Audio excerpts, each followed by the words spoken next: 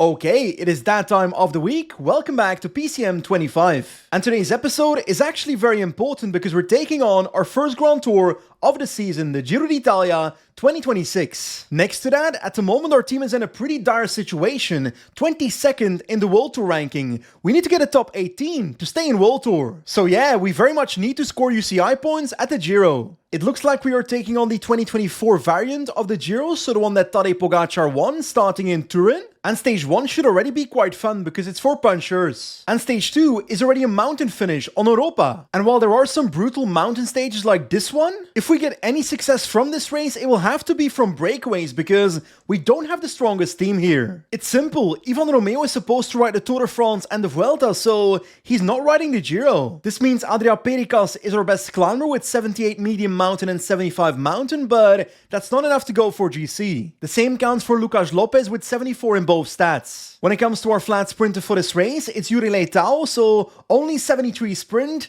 That's gonna be difficult to compete. And the same counts for our versatile sprinter Matthias Schwarzbacher with 71 hill stat and 71 sprint only. So yeah, it's fair to say it's gonna be really difficult to be competitive at this Giro. Visma Lease Bike casually arriving with Jonas Vingegaard, Richard Carapaz, Sepp Kuss and Simon Yates. Their main competition seems to be Joao Almeida on UAE Team Emirates, but there's also a ton of top sprinters here like Tim Merlier and also Jonathan Milan. Anyway, I'm gonna try my absolute best throughout this entire Giro d'Italia, and if we get any result in this race, it will already be a miracle. Starting off with a puncher stage on day 1, we've got the San Vito climb in the last 5 kilometers, and according to the game, the GC favorites are the favorites for the stage, Jonas Vingegaard. Like, I think we can get to the finish line with Adria Pericas in Group 1, but he's got no sprint. And Schwarzbacher has the sprint, but he doesn't have the hill stat to get to the finish line in Group 1, so this is tricky. I guess we'll find out what happens. There we go, the stage is on, so the Giro has officially begun. Now, I did contemplate going in the breakaway, but I decided not to because the first KOM and the second one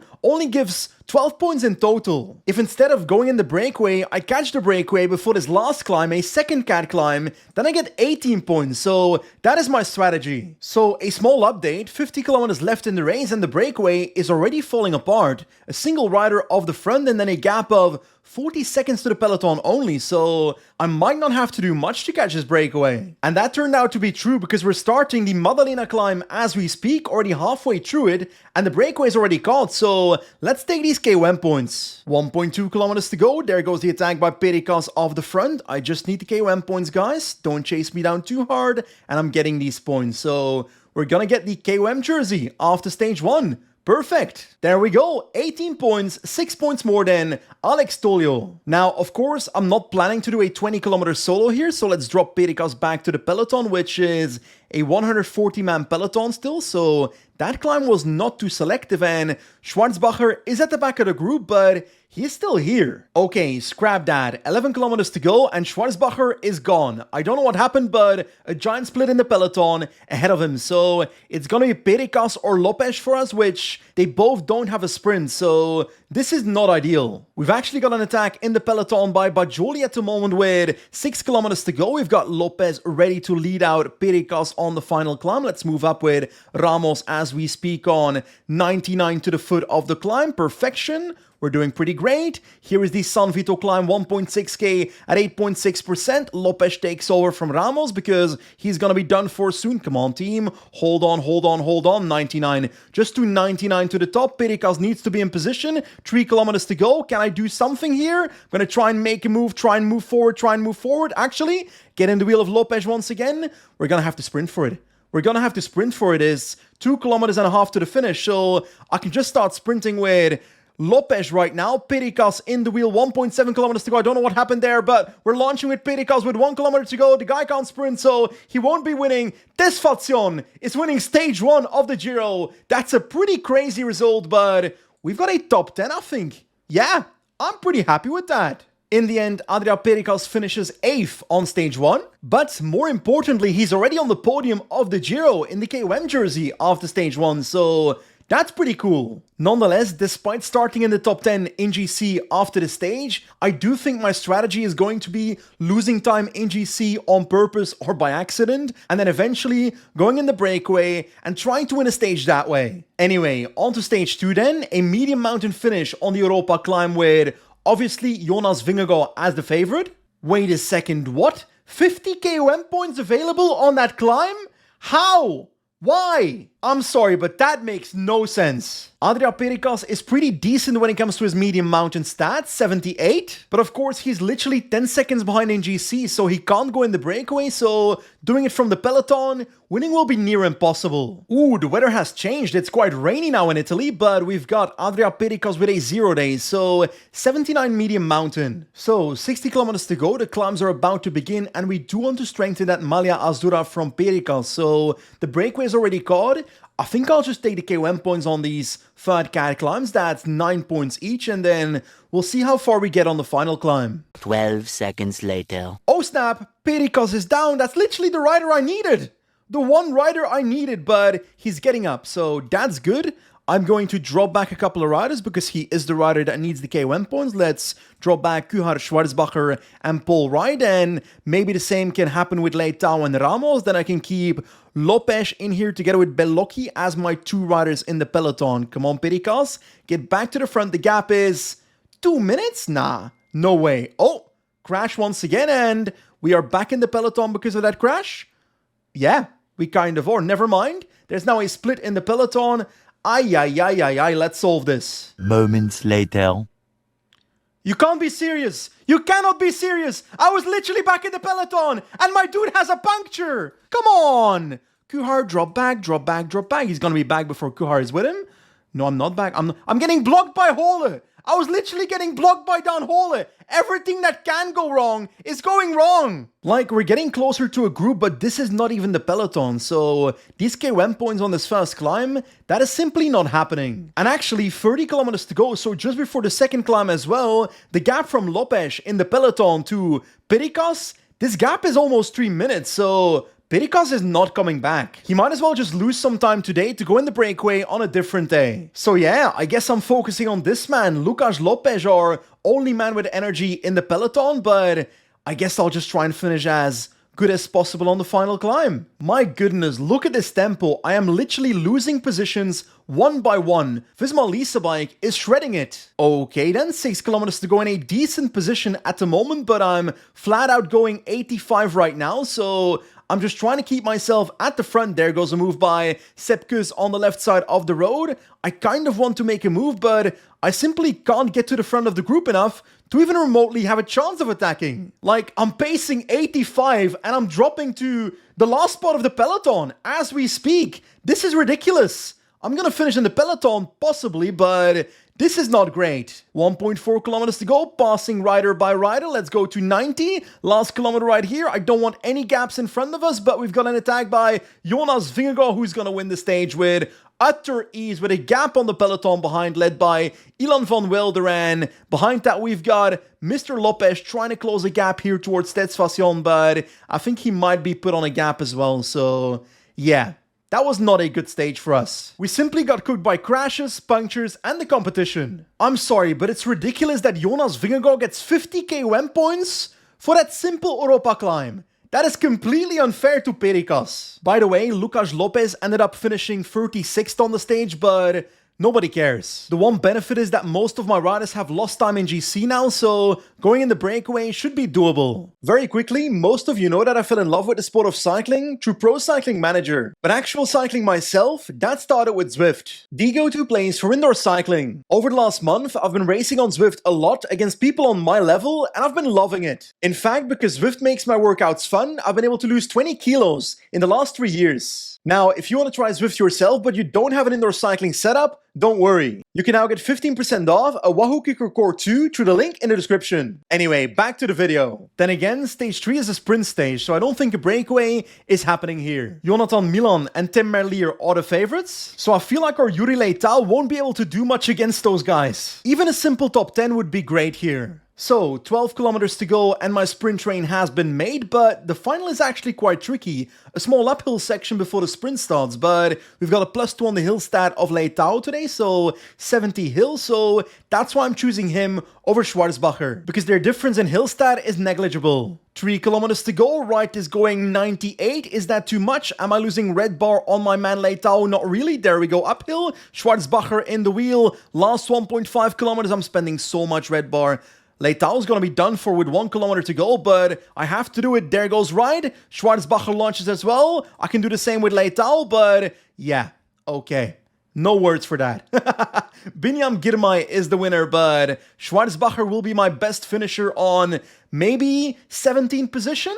Actually, 18th, so not exactly the result I was hoping for. I guess we'll try it again on stage 4 then, once again a sprint stage with Jonathan Milan as the favorite. Ouch, starting off with a -1 race day condition on Leitao, but I have to talk about this because my man has a -1 race day condition, but a +1 on a sprint stat, so that does not make sense. It's the same as when your rider is sick in Pro Cycling Manager, but somehow has a positive race day condition. Stuff like that should not happen. Just about 10 kilometers to go, I'm trying to move up on the right side of the road with my train here. Ramos is spending loads of energy doing so, but I think a perfect position is worth some energy. Last 6.7 kilometers, I'm not in a perfect position. We've got a small bump coming, so let's try and use that with Bellocchi to try and move up on, let's say, 99, why not? There we go, Leitao with energy gel at the near perfect time, right in the wheel. Come on boys, we can do this. The climb is almost done for. Let's try and move up, we're getting blocked left and right, but there goes Bellocchi out of the way. We've got Right now going, but our position is far from perfect. I'll launch right now with Right. We've got Schwarzbacher behind Leitao, so that is not what was supposed to happen. I'll try it anyway. There goes Schwarzbacher launching right now. Leitao in the wheel. Disaster. Absolute disaster. Not even remotely close to a top 10, but Jonathan Milan in Ciclamino wins again. And my boys are finishing on 19th and 20th place. Come on, guys. Be better. So I think it's fair to say after 4 days at this Giro that our sprinter's not fast enough, our versatile sprinter is not fast enough, our lead out is not fast enough, our climbers are not good enough.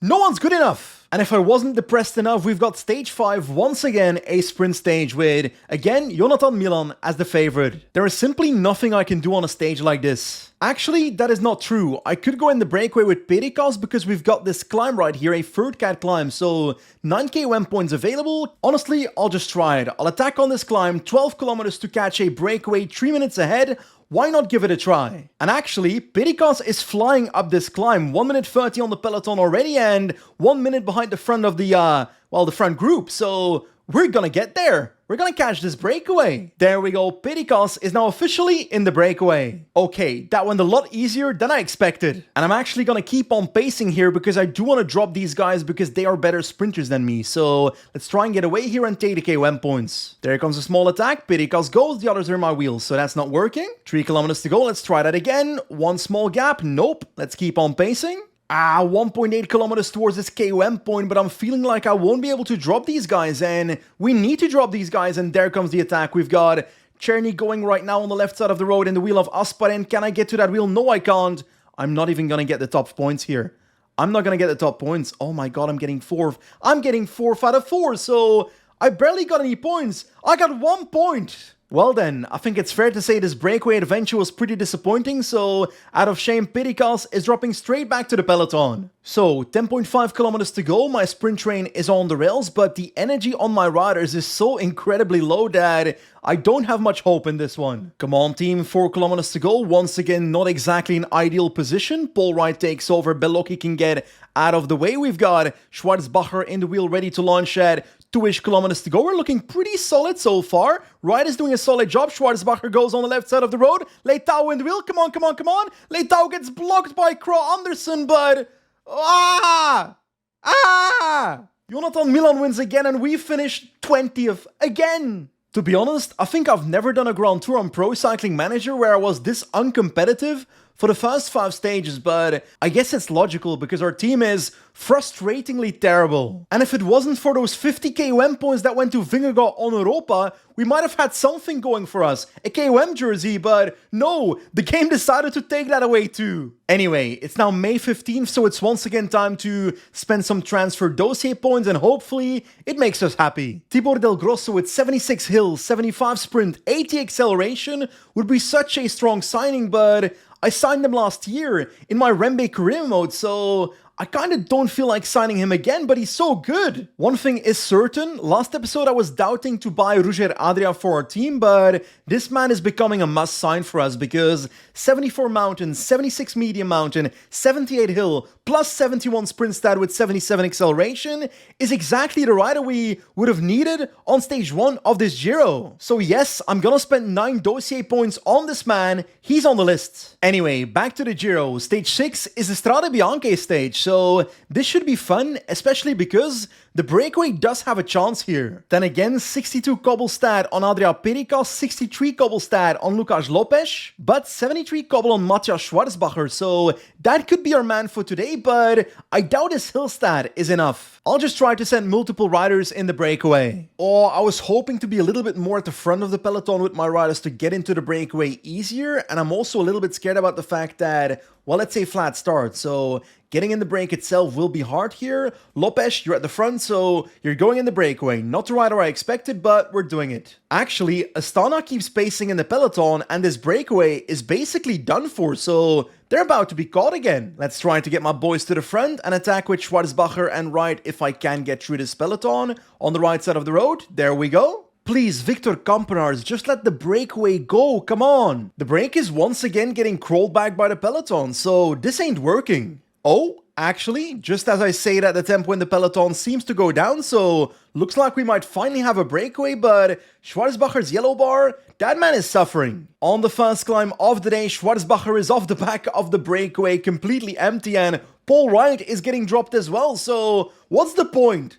What is the point of this game? To be honest, the break is not too far ahead, so what if I just attack from the peloton again with Bellocchi and Ramos here, because my break riders like Wright are getting caught by the peloton anyway. Like, at this point, I'm literally just trying stuff. But on a positive note, we have made it to the breakaway with both Ramos and Bellocchi now, a group of 8, but we've got some solid riders in here. Garofoli, Scaroni, these are good cyclists. Anyway, 50 kilometers to go on the gravel as we speak, but if we look closely, it kind of looks like an actual cobble sector. Nonetheless, it's a pretty long gravel sector, a minute and a half on the peloton where I tried to position myself as best as possible, but the peloton's tempo is so low that I don't think these gravel sectors will matter too much. And if that's the case, it's probably just gonna be a versatile sprint or puncher stage. Oh la la, in the breakaway, everybody's getting dropped by my guys. We've got Bellocchi and Ramos at the front of the race. Ramos is completely empty though, so it's all about Bellocchi, but it's a minute on the peloton right now, so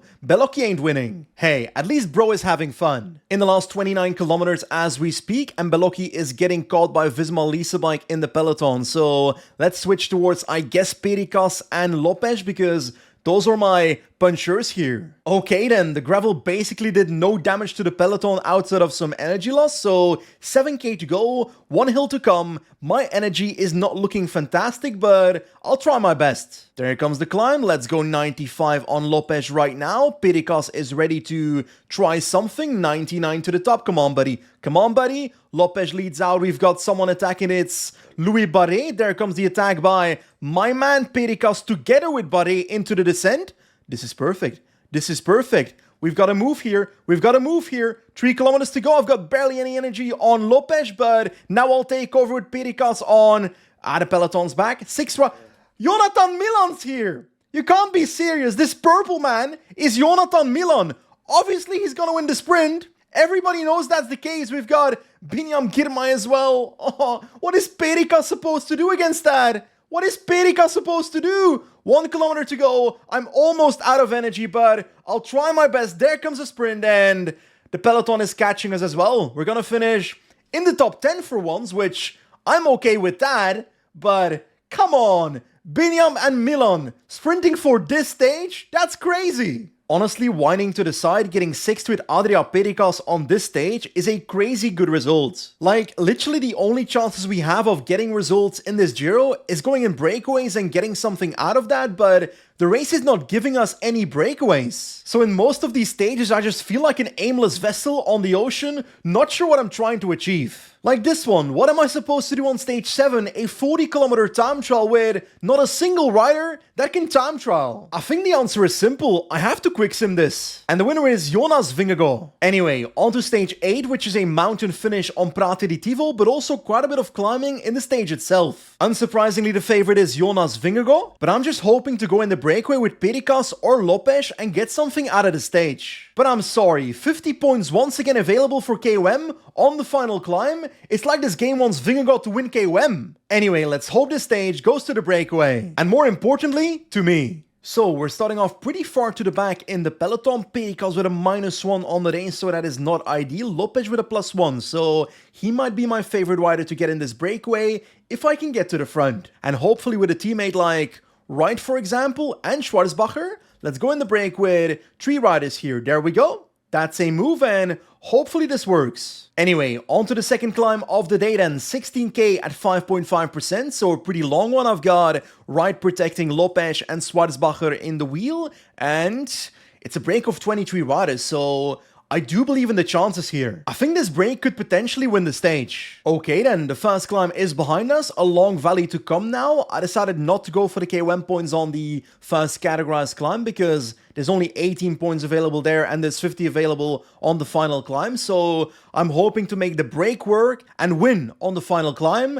and win the stage. That is my goal. I think the best climber in this breakaway is Lorenzo Fortunato with 78 mountain stat. That is more than Lopes's 76 on the day, but it's not impossible, so I kind of believe in my chances. In the last 50 kilometers of this stage as we speak on the second last climb, and the gap is 7 minutes 20 to the peloton, so that's looking good, and that's thanks to Paul Wright, who rode at the front of this breakaway for most of the valley, but we still have Schwarzbacher as well, so looking okay. Sadly, our man Schwarzbacher did drop over the top of that climb, but Lopes is in the front group, but I don't like not having teammates, you know? We've got 7 minutes still on the peloton, so it should be good for the breakaway. But the question is, are we good enough to win the stage? Okay then, our time has come, the final climb is here, 12.2 kilometers at 8%, Prate di Tivo, and immediately we've got attacks. We've got 11.5k, so I can push a little bit to try and follow, but I also gotta make sure I don't overextend by following these attacks, because lots of riders here are destined to explode. And actually, they just keep on attacking left and right, this is ridiculous. Fortunato already attacking at the front, so the earlier they attack, the more likely they explode, which is good for me, but I'm just gently trying to pace myself, trying to make my way to the front. 6 kilometers to go, I'm literally just sitting in the wheel of a endlessly attacking group, but at the front of the race with a minute advantage, there is one man, Lorenzo Fortunato. I'm gonna try and get to him, but I need that man to explode. In the last 3 kilometers as we speak, I don't think Fortunato is gonna be exploding anytime soon, but we're trying to fight as much as possible for the best possible result here. People are getting away from us, which is sad. Van Hoeken, Mühlberger, and Steinhauser, and in front of that, Prodom, and then Fortunato getting caught by Prodom as we speak with 1.5 kilometers to go. Come on, Lopes, get back to those guys. We just passed Van Hoeken, so potentially a podium is in play, but my yellow bar is struggling, so I'm not sure it's possible. But the winner is gonna be Lorenzo Fortunato, so yeah, the breakaway won, but we didn't get too much out of that unless we can fight for a podium. No, we won't. Not even a top 5. It's gonna be 6th place, I think, unless I can get to the wheel of Tesfazion. No, I can't. 6th place it is for Lucas Lopes. Again, it's not a bad result, but if you're in that winning breakaway, you simply want to fight for the victory, you know, and we were not really competitive on that final climb. And actually, Lorenzo Fortunato is the new leader of the Giro. That is quite surprising, by 13 seconds on Vingegaard. Anyway, 6th place it is for us, so not great, not terrible. Hey, at least that's 45 UCI points, so it's not nothing. Okay then, stage 9 looks like a versatile sprint or a puncher finish. Either we try to sprint with Schwarzbacher or go for Perikas, but I don't think we'll get much more than a top 10 here. We've actually got a pretty good day on Schwarzbacher, +2, which means 74 hill stat with this hilly final, so that fits. I think he'll be our man today. By the way, seeing Lorenzo Fortunato in that Maglia Rosa reminds me of Vincenzo Nibali in his Astana days. It looks stunning. Okay then, last 20 kilometers, 2 climbs to come, and my team is well positioned with Schwarzbacher at the back of the train, so we're looking pretty good. Our team survived the first of those 2 climbs quite well, but Perikas is almost done for. It's time for Bellocchi to move to the front and try and keep our team in position. 10k to go. On to the final climb as we speak. We gotta keep our position, so Bellocchi, keep going, keep going. 8 kilometers to go. We've got some moves by Ineos with Zwift and Krog Andersen on the right side of the road. We're getting blocked. Let's get past, let's get past. Into the descent on... Can we do 99 with right? That is too early. That is too early. Let's do 90 over the top into the descent. Come on, follow, follow, follow. This is kind of the Poggio. This feels very Poggio-like. Lopez is looking fantastic, so that is great. He's going to be our last man right now on 90 into the descent. Right is done for, so it's 2 guys left, which is not fantastic, but it's basically a descent to the finish. So I can do 99 on Lopez, Schwarzbacher in the wheel. Come on, guys. Sprint Lopez, sprint, get Schwarzbacher in position. Not perfect, but I'll start sprinting with Schwarzbacher already. There we go. Let's try to come past. Come on, Matthias. Come on, Matthias. We've got Milan going to win, but we can actually get a decent result here. We're going to finish once again 6th in the race. Every time we finish 6th. That said, 6th place on a stage like this is pretty good for our team, but I am once again hoping for a little bit more. Ooh, stage 10 is a mountain stage. Obviously, Jonas Vingegaard is the favorite, but 137 kilometers? Not exactly shouting breakaway. There we go. Lopez is slowly but surely moving up on the right side of the road, so that is brilliant. Can I make my move after this corner? I think I will. Can my boys get away? We've got a small gap. No, we don't, because we've got a Visma rider in our wheel. It's Affini trying to ruin the party, but we've got more, my friend. Ramos is done for, but there goes Bellocchi. Affini, please stop! Please! Please let me go! One last sorry attempt by Lopez. Come on, come on, come on. 85, we've got a gap. We've got a gap on the peloton. Come on, boys! Keep on pedaling! I am sorry, but Groupama FDG, can I please talk to you for a second? You're pacing like crazy behind a breakaway of 14 riders, and your leader is Valentin Madoua? Really? That is why you're pacing behind the breakaway? Because you missed it? I've got a fantastic idea. How about instead of pacing behind the breakaway, you try to attack? Because now the only thing you're achieving is dropping me in the breakaway. And not just Perikas, Lopez is also off the back, so my entire breakaway has imploded. It is hard to describe how hopeless this situation is. My riders are back in the peloton, 2 riders, including Perikas, are dropped, and my climbers in this peloton are completely done for, so we're done for this stage. But hey, at least Valentin Madouas is in the breakaway now. A useless, doomed breakaway. Anyway, the peloton is on the final climb, the breakaways have been caught, and my entire team is dropped, so let's take a look at how Vingegaard wins the stage. There comes the attack. We've got in the wheel Joao Almeida, who's unable to follow, it seems, so Jonas is gone. And of course, to no one's surprise, he wins the stage and takes back the Maglia Rosa. There we go. Wait a second. No! David Kuhar is out of time. He missed the time limit on a 137 kilometer stage. And also, we almost lost to Relay Tao, so this could have been even worse. At this point, for my team, finishing is a challenge. Anyway, stage 11 should be a stage that they can finish because, well, it's a sprint and Jonathan Milan is the favorite. Oh snap, crash in the peloton, Simon Yates and so forth is down, but looks like they're all back on the bike, so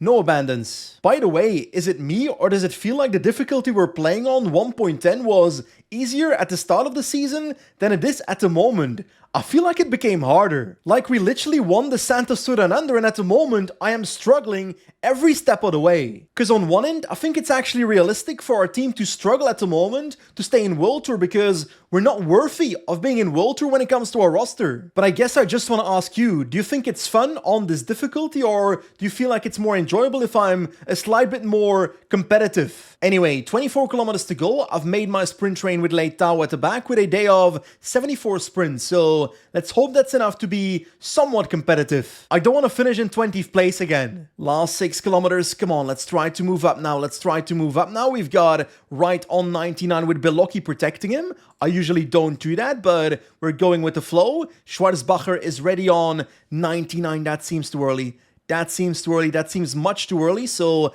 how about I switch to the wheel of Lamperti right now with Schwarzbacher and try to get past Wright, who gets out of the way. There we go. We've got Leitao in the wheel of Schwarzbacher. Schwarzbacher ready for the lead out as we speak. Let's launch right now on the left side. We've got Leitao in the wheel. Come on, we're getting blocked. We're getting blocked. Anderson, get out of the way. Come on, Leitao, right now. Right now, Yuri, right now. But he's just not fast enough. He is still in his heart. Yuri, slow down. Jonathan Milan wins for the billionth time. I feel like he's got like 7 stage wins, but this time we don't get 20th place, 13th. So do we count that as improvement? Like, if we look closely, Yuri Leitao is 73 sprint, and we're getting beaten by 76 sprint Zangler, 77 sprint Molano, and we are beating 76 sprint Kanter and 76 sprint Van den Berg, so we are beating better competition, but it just is not enough to get into that top 10, and I think the simple reality is, Leitao is not good enough to be competitive for that in the Giro. And at the end of the day, that is kind of realistic.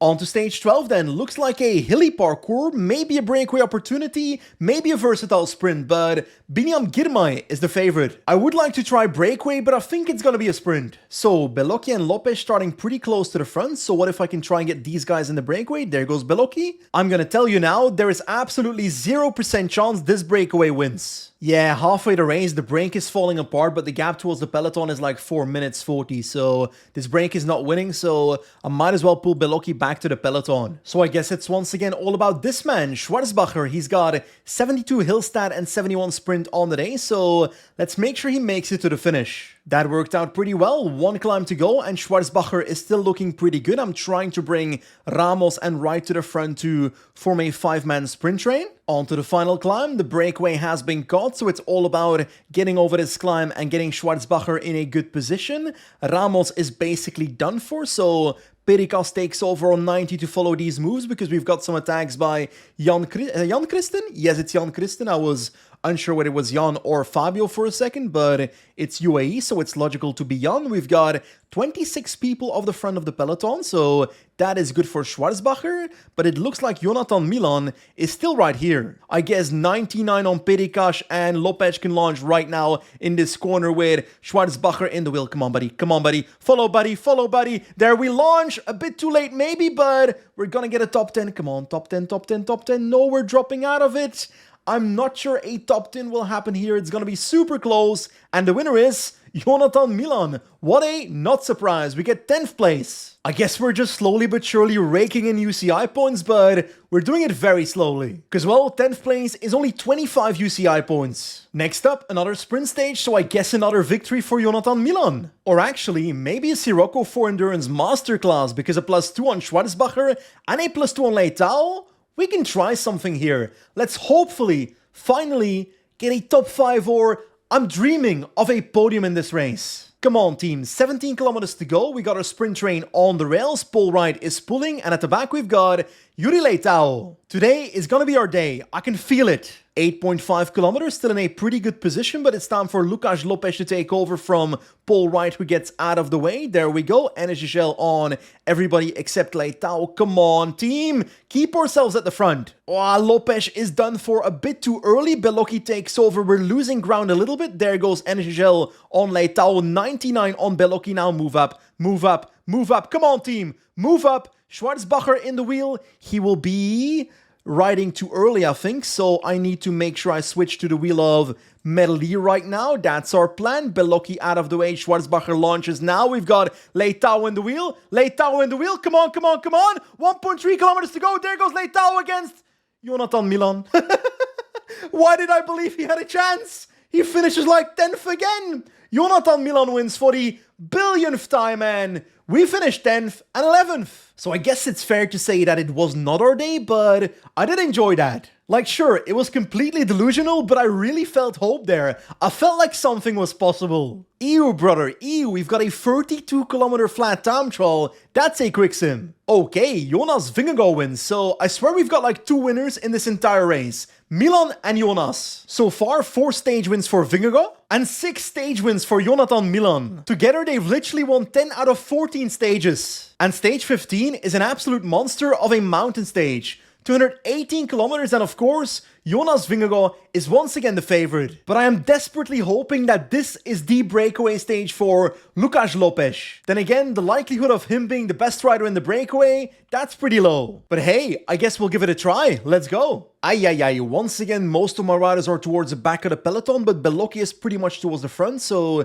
he's definitely able to go in the breakaway as we speak, together with Sepp Kuss. Bellocchi versus Sepp Kuss and Fortunato. That is not gonna go well. But there comes our second man. Lucas Lopes tries to attack on the right side of the road. My game's a little bit laggy, so let's hope that fixes itself. Simon Yates and Sepp Kuss for Visma. We've got Hindley and Pellizzari both for Bora together with Daniel Felipe Martinez. We've got Jay Vine here as well. Bernal Arensman. This is a ridiculous breakaway. But a total of 21 riders, so I do think this break has a chance. But it looks like we are losing pole right already as we speak, so Schwarzbacher can protect Lopes, Bellocchi in the wheel of him. 3 guys left. I repeat, it will not be easy to win from this breakaway with Lucas Lopes. Like, he does have a solid day, a +2, which means 77 mountain, but the competition is better, so we have to play pretty safe when it comes to our energy. Ooh, losing Schwarzbacher as well just before the top of this second climb. That is sad because he would have been useful in the valley. I guess that brings us to the second last climb of today, the Passo del Mortirolo, a mythical climb in the Giro. 17k at 7%, so the easier side, quote unquote, but Lopes is still looking pretty good. It's all about energy management. Oh snap, Lopes is alone, Bellocchi's gone, so it's now him alone in the breakaway. Let's try and up it towards 80 to make sure we don't get dropped here. Just follow the wheel, buddy. Stay in the group. 2 kilometers to the top, so gotta say my energy. Not looking too confident in that, but the tempo in this group is insane, so I have to speed up to follow. Come on, we've got Hindley pacing for Pellizzari to the top, and I gotta make sure I don't get dropped here when the KOM battle starts, but Vine and so forth are getting dropped, but I'm out of energy, so I'm getting dropped with just behind Hindley here. Let's hope I can come back in the descent. Okay, this is a very twisted descent, but somehow I've made it back by literally sitting on maintain position 30, which is something I did not expect, but Lopes is back in the breakaway. The most annoying part in this breakaway is that I haven't been able to restore my yellow bar at any point here to the fullest, so that is going to be very bad on the final climb. The secondary stats of Lucas Lopes, or the lack thereof, are really hurting us. Here we go then, 23 kilometers to go, the big climb starts, the Passo di Foscagno, 14.8 kilometers at 6%, but my energy, it's not looking too bright. Now, I don't know why, but 6 kilometers into the climb and the attacks have still not begun, so I'm welcoming this. The longer they wait to attack, the better for me. The attacks have finally come. We've got Hindley, Gull, and Harper off the front. We've got ourselves in the group behind, and we're actually coming back right now. 1.5 kilometers towards the top of this climb. Let's try and move up. I've got barely any energy, but I need to stay within reach. Come on, Lopes. Ooh, once again a gap, but I'm gapping the others a little bit, but Gull is in my wheel. I should just wait for the second group and try my best to recover as much as possible in this descent. Now on maintain position 30 with 8 kilometers to go. Come on, stay in the wheel. Okay, I tried to recover as much energy as possible, but we're on the final climb with 3 kilometers to go, and I've got no energy. So the winner is definitely at the front of the race between Bernal and Pellizzari in the final 2 kilometers, but I'm just hoping I can sprint to a nice position at this point. Pellizzari getting dropped by Egan Bernal, but we gotta make sure we don't get dropped in the group behind, and we gotta be careful that we don't get caught by Jonas Vingegaard and Joao Almeida, who are coming from behind, but I don't have the energy to start pacing with 1.7k to go, and there comes Vingegaard coming to the front of the group with Simon Yates now, and Kuss pacing for him, and this is going to be our podium position gone. Then again, I most likely wasn't going to get that podium position, but the tempo goes down again. Now Jonas goes again, but I don't have a yellow bar. I can't do anything. My boy is out of energy, so it's once again gonna be a top 20 on the stage, but yeah, what could I have done differently?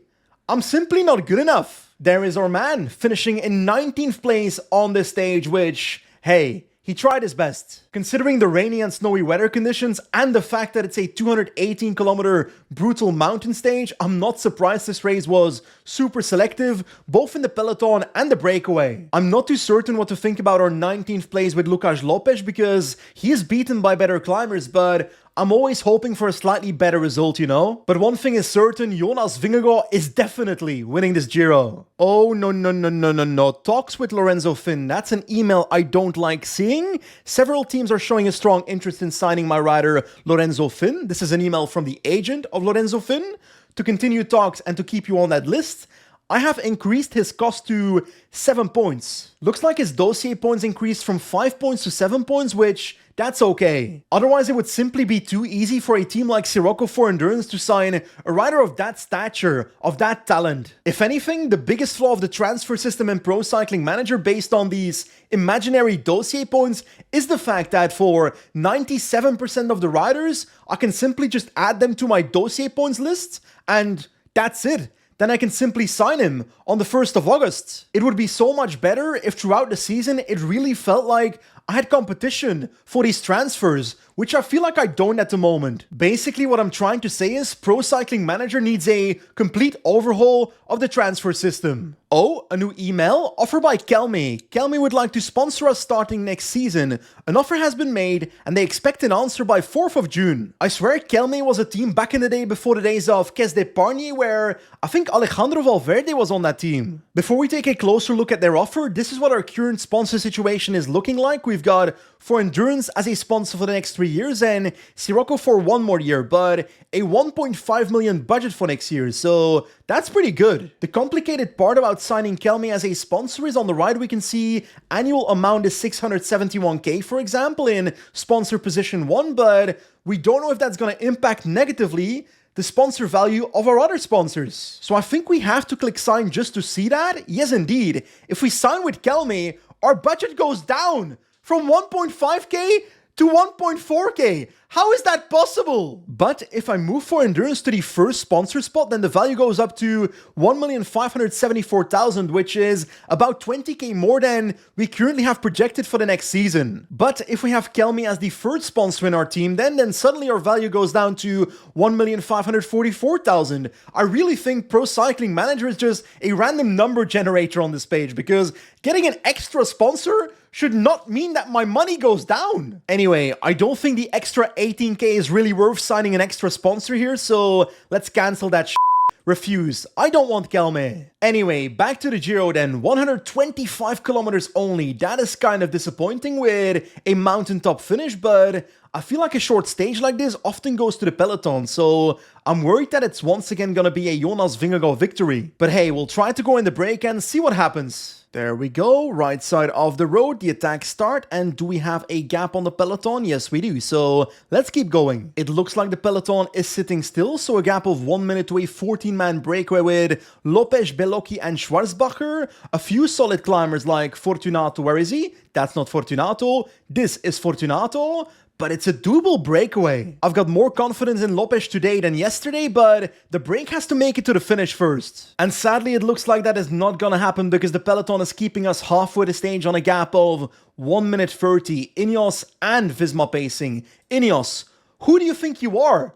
What do you think is gonna happen at the finish? Jonas is gonna beat you. There we go, on the second last climb, and Lucas Lopez and the breakaway has been caught. In the last few meters of the race, and unsurprisingly, Jonas Vingegaard is gonna win, dropping everyone, including Ineos. Honestly, I do not know what they were thinking. I don't think I've ever been this uncompetitive in a Grand Tour on Pro Cycling Manager in my entire life. And it's both realistic and frustrating. On to stage 17 then. Once again a mountain stage, the Passo del Brocon, and this one could go to the breakaway, but Jonas Vingegaard is once again the favorite. By the way, at the start of the year I said that because we have such a limited team and have to ride a full World Tour schedule that it was going to impact the freshness of our riders, the tiredness of our riders, because Adria Pericas, he's on his deathbed. His tiredness is through the roof, and that is why he's not performing at the moment. I almost think it might be best to just send him home. I think I'll do that. I will withdraw Pericas from this race, hoping that his tiredness goes down so that he's better in the coming races. Like, this is a disastrous start. I'm starting at the back of the peloton again, and this is an uphill mountain start, so I'm not getting in the breakaway here. I simply won't get to the front of the peloton in time. There's already a group of 11 riders with a minute and more attacks are coming, and now finally I'm at the front of the peloton with Lopez, so getting in this breakaway will be near impossible. Let's get in the wheel of Richard Carapaz. Such a good climber. Honestly, trying to attack with my entire team on this stage, so just go in the break, everyone. So, 8 riders over the top, then a group of 1, a group of 2, then 12 riders behind Tad, then 18 riders behind Tad with Lopes, then another rider, then 3 more riders, which includes Belocchi, but the rest of my team is back in the peloton. So that failed a little bit, but we've got 2 riders in a billion rider breakaway. Okay, scrap that. Belocchi is stuck in a chasse-patate behind the breakaway, so Lopes is my only rider in this breakaway in a group of 42. Not exactly the most competitive situation. This breakaway is so incredibly big, it might as well be a peloton. This is ridiculous. My man is struggling in this breakaway, completely out of energy at the top of the second climb, so I don't think we'll be able to do much in this stage, I'm afraid. Just about halfway the race, and Lopes is now in the second group on the road on about a minute 30 of the front, but getting back to the front won't be that easy. And even if we do get back to the front, it might just be to get dropped again. Okay, we never made it back, and we're back in the peloton. What a race, man, what a race. In the last few meters, we've got Bernal, Mühlberger, and Armirai. The winner is gonna be Armirai coming through the middle? I think so. Bruno Armirai winning on Passo del Brocon. Did not expect that. 45th on today's stage with Lucas Lopes, so no UCI points. I feel like this entire stage so far is me getting beaten into mush by Pro Cycling Manager on a daily basis. If anything, I'm almost happy that stage 18 is a flat sprint stage, so it's Juri Leitao time again. We can finally finish in the top 20 again. Yes! But of course, Jonathan Milan is the favorite. And of course, now that the stage is completely flat, I've got riders starting in the first half of the peloton. But anyway, Leitao with a 74 sprint stat on the day. Let's hope for a top 10. Oh my god, my editor, Joe Timsowski, sent me a message. Go win some stages, mate. This man is absolutely delusional. Go win some stages, mate. What does he think the Giro d'Italia is? A local kermesse around the church in Leitao's village? No, I am sprinting with a rider that can't pedal his bike. Anyway, let's get my sanity back. 18 kilometers to go. We've got Leitao in a good position in 5th place in my train. Let's bring this home. Honestly, 6.2 kilometers to go. Our position looks pretty fantastic. Belocchi now with 5.5 kilometers to go, not 99 yet. We can't afford to do so. Maybe I should try to switch to the wheel of Lamperti for now. NSGL on Schwarzbacher and on Leitao, because I was too late on Schwarzbacher. Now on 99 on Belocchi. Is that stupid? It might be. So I'm going to switch to Garofoli's wheel if we can. Now I will switch to Schwarzbacher 99. No, I'll try to get Schwarzbacher in the wheel of Garofoli himself now. I'm switching up a lot, I know. Belocchi out of the way. Schwarzbacher is ready to move on 99 and start sprinting right now with Leitao in the wheel. There we go. Last 1.5 kilometers. Come on, come on, come on. There goes Leitao. Jonathan Milan wins. Yeah, well, what did we think was gonna happen? Hey, at least we got our top 20, so that's a consistent result. 16th place in the stage. Please tell me that gives me at least like 1 UCI point. Nah, I'm not having this. The top 15 gets UCI points, but 16th place couldn't get a single one?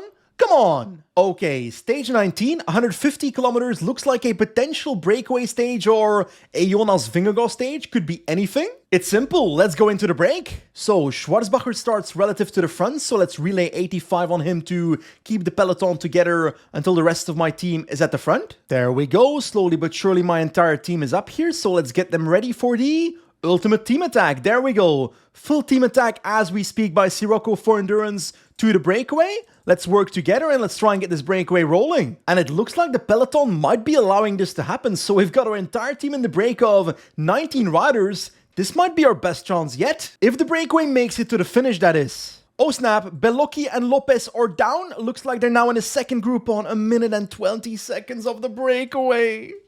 Why? They're literally my most important riders in this breakaway. The only 2 guys that can climb. Now, of course, because the peloton is only 2 minutes behind, this entire breakaway is not just pacing against the peloton, but also against me. So I'm not coming back. Belocchi is not coming back from this. But to be honest, does it even matter what we do in this breakaway? Because the peloton is clearly trying to give the stage to Jonas Vingegaard, so this break is not winning. And we don't have a chance from the peloton either, so I feel like a spectator in this race. I'm literally a spectator by the side of the road with zero chance of influencing the race. There we go, the breakaway has been caught. And somehow it's gonna be a peloton sprint in the peloton, and the winner is gonna be Tobias Foss? What? I'm literally not even playing bad. My riders just aren't good enough. No, Yuri Leitao is out of the race? Out of time?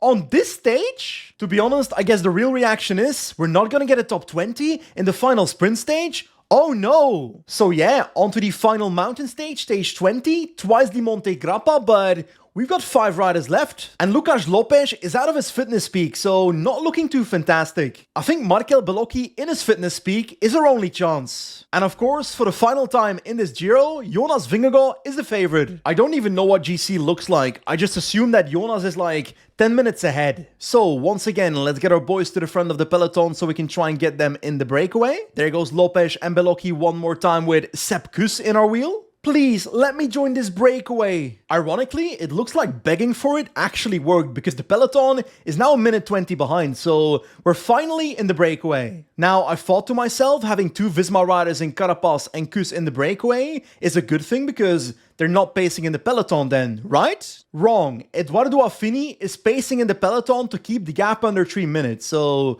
that is sad. Anyway, the Monte Grappa has begun, the first one, a massive climb.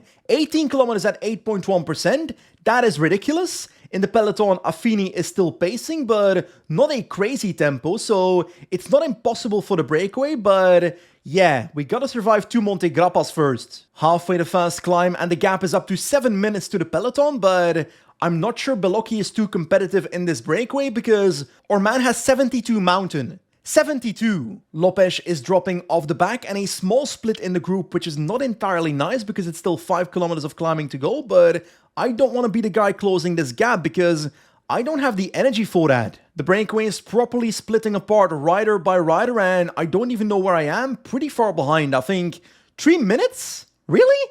The gap is 3 minutes? Okay, I did not expect it to be that big. And actually, over the top, it's 4 minutes and 12 seconds, so good luck getting back. This race situation is pretty weird though, because Carapaz in the breakaway is on 14 minutes and 45 seconds. I think he's the closest rider in this breakaway. Armirai not too far behind either. And at the foot of the last climb in this entire Giro, Jonas Vingegaard is on 15 minutes on the road, so Carapaz is virtual leader. This might be the craziest plot twist on Pro Cycling Manager, but Carapaz is actually getting dropped. He's getting dropped. He's getting dropped by Caruso. This is a disaster for Visma Leasebike. An absolute disaster because the peloton is 21 minutes behind. Jonas Vingegaard is losing the pink jersey to potentially Caruso. That is crazy. For now, Carapaz is still within reach. He's still in that pink jersey virtually, but he cannot implode here. He simply cannot explode on the final kilometers of this Monte Grappa. Over the top of the Monte Grappa, Caruso has a gap on Carapaz of a minute, which looks like it won't be enough because in GC, the gap between them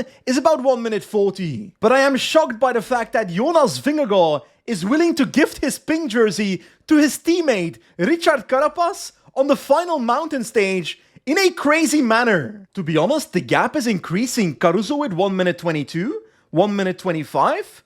Is it happening? 1 minute 36? Is Caruso overtaking Carapaz? Disaster for Visma Leasebike. Damiano, why are you not pacing? Bro, it's 3 kilometers to go. You can win the Giro. Follow Mühlberger. Do everything you can. You can win this race. Keep going, man. Oh, the gap is going down. The gap is going down because Armirai is pacing for Carapaz for some reason. Because Armirai is joining Visma Leasebike in real life next year. It all makes sense. But it looks like Carapaz is going to save it. Last minute, he takes the pink jersey on the final mountain stage, away from his teammate, Jonas Vingegaard. Visma Leasebike made this so much more complicated than it had to be. Like I said it before, I was literally a spectator in this entire race, especially in this one, but this stage, this was worth spectating. But in the end, the winner of the Giro d'Italia is somehow Richard Carapaz,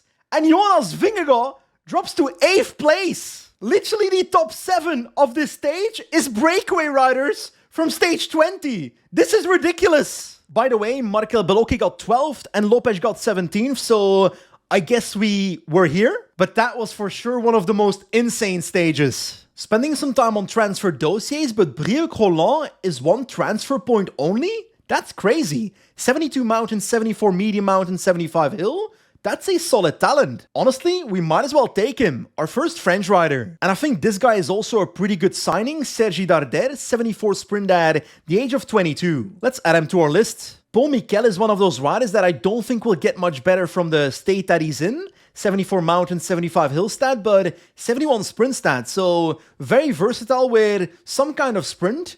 I reckon I might sign him as well, so let's add him too. By the way, I'm not sure we'll have enough money to sign every single one of these riders, but we'll try our best. And I guess that brings us to the final stage of this Giro d'Italia, a sprint in Roma, but at the end of the day, I think it's fair to say that we have not been the most competitive in this Giro. I hope you still enjoyed watching this, because that's something I am worried about. But on this stage, I don't think we'll be competitive either, because we literally don't have a sprinter. Juri Leitao dipped out 3 stages ago, so it's down to Schwarzbacher with 71 sprint. Even the top 15 will be a miracle here. Okay, starting off positively, Schwarzbacher with a +1 on his sprint stat, so we've got 72 sprint now. I still can't believe that Richard Carapaz is gonna win this race after a coup on the final mountain stage against his teammate. What a crazy story. Now, I did just realize that we don't actually have a lead out here, because Schwarzbacher was the lead out, so I'm not sure what my plan is. I assume the best lead out will be Little Trek, so I'll try to get into the wheel of Krog Andersen maybe later. Bellocchi can already go into the wheel of Lennart Kemna. I think that's an idea. Come on, boys, hold the wheel. Last 6 kilometers, we've got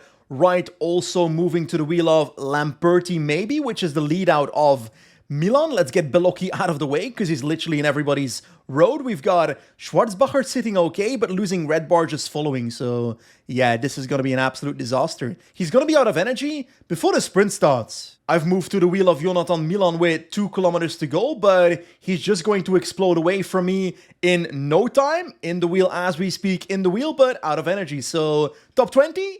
I don't think so. Maybe? I'm not sure. Hola, top 20 is happening. 18th place. As always, the winner of this race was Jonathan Milan. Not exactly a surprise. But the overall winner of this Giro is a surprise. It is not Jonas Vingegaard. It is a Visma bike rider. It's Richard Carapaz in the Maglia Rosa. We were not competitive for KOM. We were not competitive for the green jersey. We were not competitive for youth. And definitely not for the team classification, because we've got 5 riders finishing. What a race, man. What a race. I don't even know what to say. Like, I can't even recap our results in this race, because we barely got any. We did finish in the top 10 of a stage 6 times, with 6th place being our best result 3 times, but yeah, not even a top 5. Like, sure, we did send a pretty weak team to the Giro, but I expected to be a little bit more competitive. Because, well, our weak team we sent to this race still included our 2nd, 5th, and 6th best rider. So I think the real conclusion is that Siroko for Endurance, our team, f***ing sucks. Wait a second, what is this email? Siroko evolution of 2027 budget?